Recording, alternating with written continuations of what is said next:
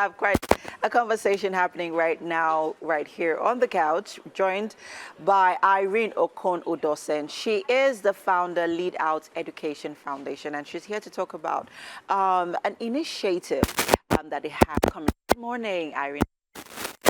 Good morning. Good morning. Yeah, thank you for having me. Thanks for being here. So let's talk about what the Lead Out Education Foundation is about. Okay, Lead Out Education Foundation is a non-governmental organization. Okay. And we drive quality education in public and low-income schools. Okay. You would agree that no matter what other stakeholders do, if students themselves are not involved in the education process, there would likely not be quality education, no matter what it is, even if they gift books or build schools or, furnish schools or so. So what we do is we drive quality education by rekindling students' academic responsibility and, fostering learning and or reading. There is a learning crisis right now. Students are no longer interested in learning because they feel that maybe formal education is not going to do it for them. They are seeing what is happening and they want to, they have celebrities they are emulating and they want to blow. They want the quick money, they want to be rich, but they've not found the connection, or they've not found education in that equation, of getting or making wealth. Yes. Yeah. So we have programs that inspire them to be part of the process. Okay. And one of our key programs is education reorientation. Education reorientation. So now let's talk about that for a minute. Are you focused on public schools or private schools? I'm focused on both public schools and low-income schools. Okay. You have just... Now, is this at the primary level or the secondary? Secondary level. Okay.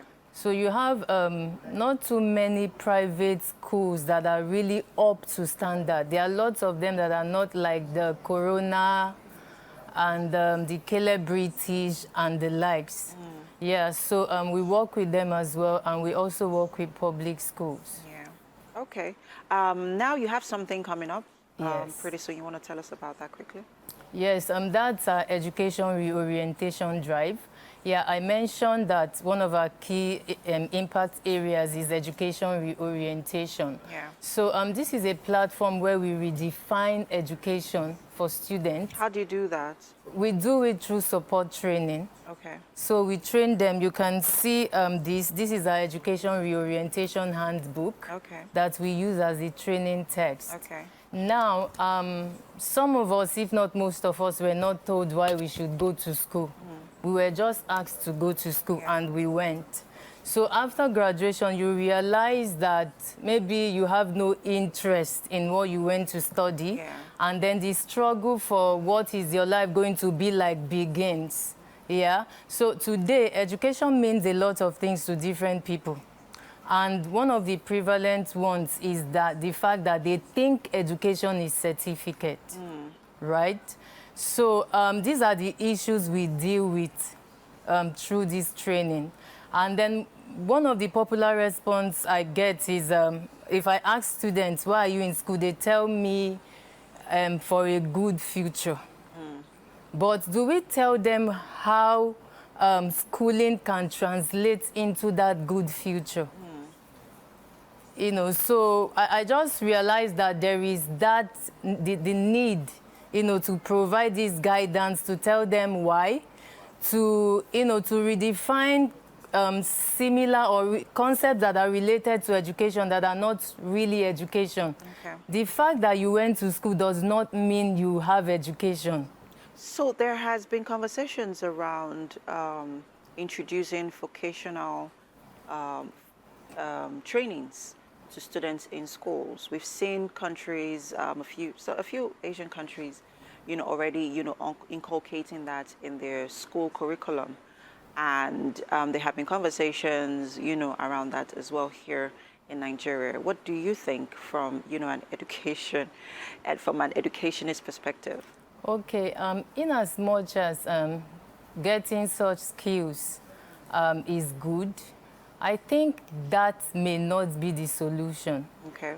Because if I want to get a skill, I should do it because I'm interested in it, not because I probably think that formal education cannot work for me or does not work anymore, because that's the mindset in which I see people embracing it. Okay. By the time you just you pack everyone and put them in that box, you also have the problem of them doing business. Do you get? Okay. So I think that, what we should strive towards is educating them enough to find themselves, know what they want, and that way we can get them to make decisions. Yes, so that way we can get people who are passionate about what they do, and they will be able to bring variety into the table.